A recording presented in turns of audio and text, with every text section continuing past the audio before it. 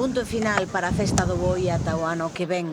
Allariz dixo adeus onte a outra edición da súa festa máis emblemática tras unha semana de carreiras, tanto para adultos como para os máis pequenos, amenización musical e moita troula. Por fortuna, o bo tempo acompañou estes días festivos, o que provocou que, de novo, milleiros de curiosos e turistas se animaran a visitar a Vila Laricana para coñecer o boi.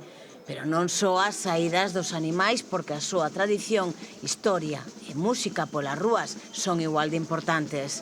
A xornada do sábado iniciábase coa derradeira carreira infantil do boi, tras unha semana de grande participación de toda a cativada. Antes e despois da primeira saída do boi dos adultos, ao mediodía, as charangas puñan o acompañamento musical. O máis destacable da carreira do mediodía foi o estado dun dos animais moi lento e cunha visible coxeira, polo que tivo que ser substituído.